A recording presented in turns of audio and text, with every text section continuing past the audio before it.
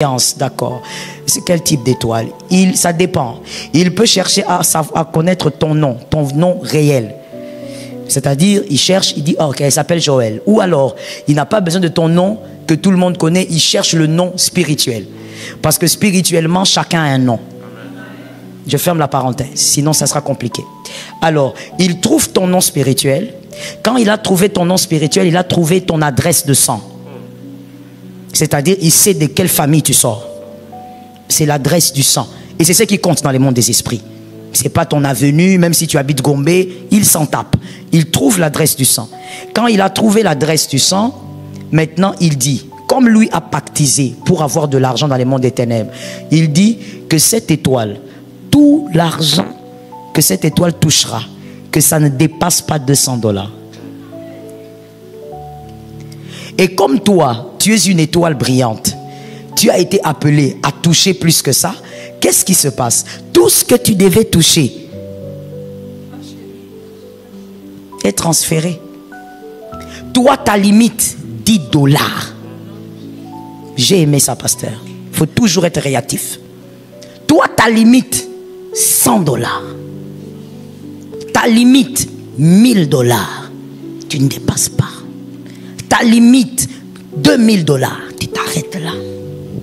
Donc, depuis que tu es né, toi-même, tu sais qu'il y a des limites que tu n'as jamais.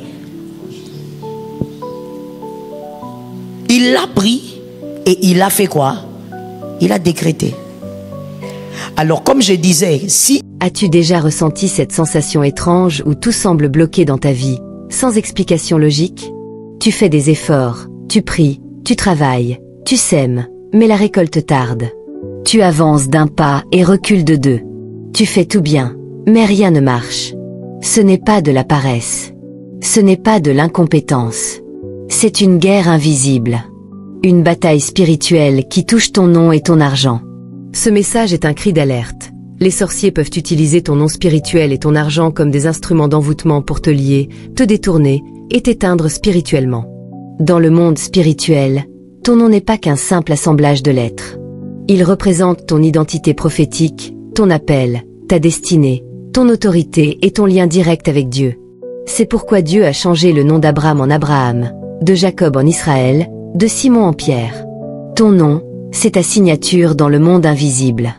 Mais voilà le piège. Si ce nom tombe entre les mains de l'ennemi par des alliances, des imprudences ou des manipulations, il peut devenir une clé spirituelle pour te renverser. Et ton argent, ce n'est pas juste un outil d'échange. L'argent transporte ta sueur, ton temps, ton effort, ton honneur.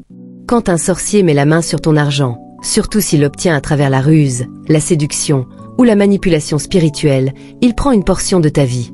Il peut en faire une semence d'envoûtement, une porte d'accès à ta destinée. Il ne s'agit pas ici de superstition, mais de réalité biblique. Rappelle-toi, Judas a vendu Jésus pour de l'argent. Ce n'était pas juste une transaction, c'était un acte spirituel lourd de conséquences. Beaucoup de gens sont aujourd'hui liés non pas par des chaînes visibles, mais par des liens d'âme invisibles noués avec leur propre nom ou leur propre argent. Ils ont confié leur identité à des personnes toxiques. Ils ont donné leur argent à des mains impures.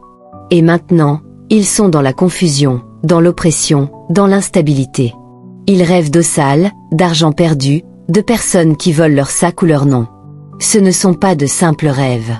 Ce sont des manifestations spirituelles d'un combat que tu dois comprendre et vaincre. Tu veux savoir pourquoi certaines portes te restent fermées?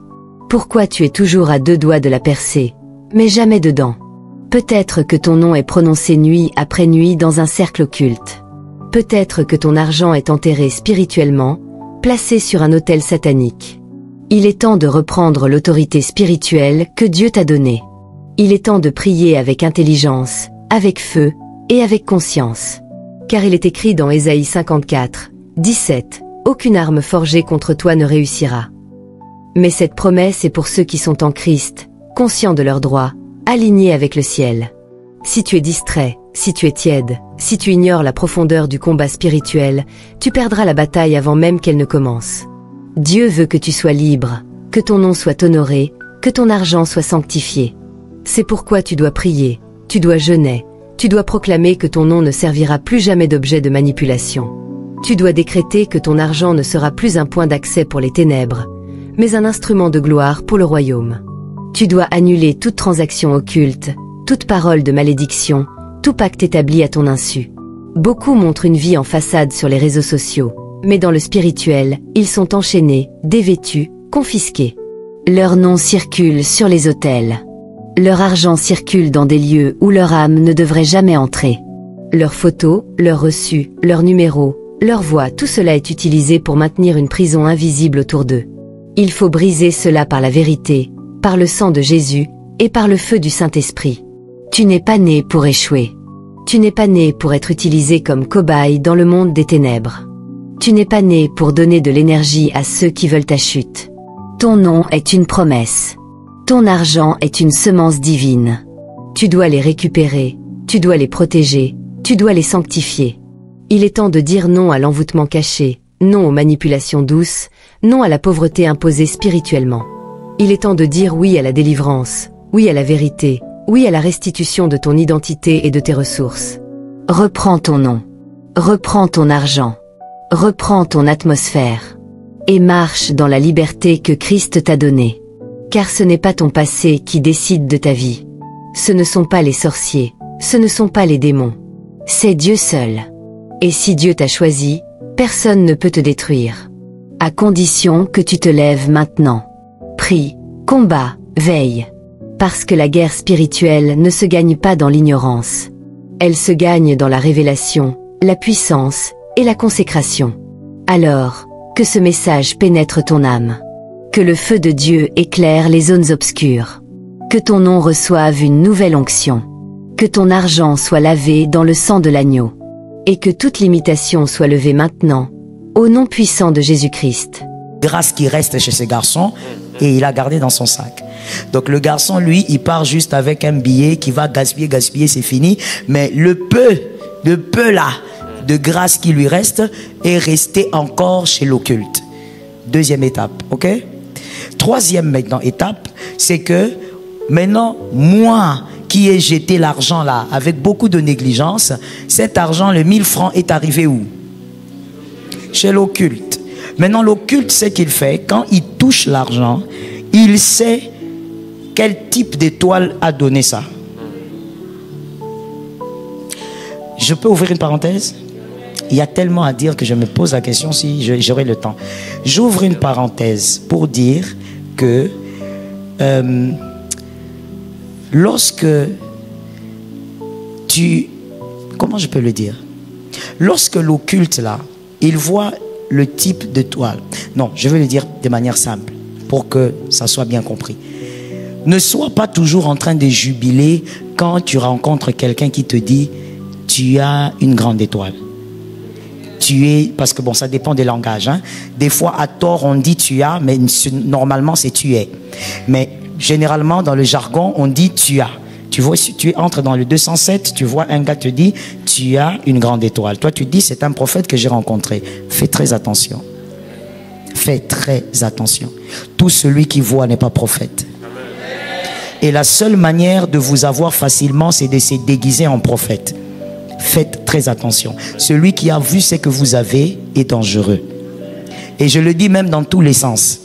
Même quand c'est une personne divine. Celui qui a vu ce que tu as devient dangereux. Alors, quand il voit le type d'étoile, il regarde et dit, ok, cette étoile est une étoile brillante. Mais en même temps, elle est faible. C'est-à-dire que lui domine sur celui qui a donné ça. Là où toi tu pars avec ta voiture, donnez-moi une marque de voiture. Vanguard. Là où toi tu vas avec ta Vanguard, quand tu avais jeté l'argent là parce que là où tu vas avec ta Vanguard là, pendant que tu vas avec, on est en train de te terminer. On est en train de te sécher.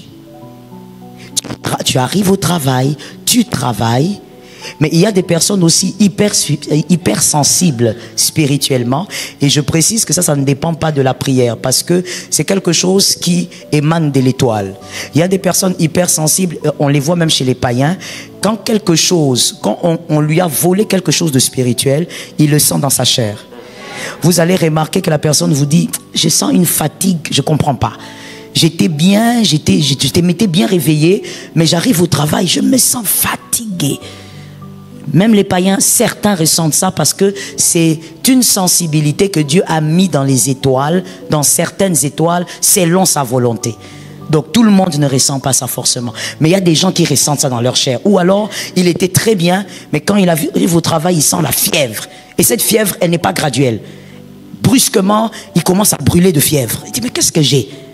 Ainsi, le pasteur Joël te dit humblement, à chaque fois que quelque chose t'arrive au niveau de ta chair, ne précipite pas la paracétamol. Avant de te précipiter là, va d'abord dans le vrai domaine de ton existence. En réalité, en l'homme, c'est l'esprit.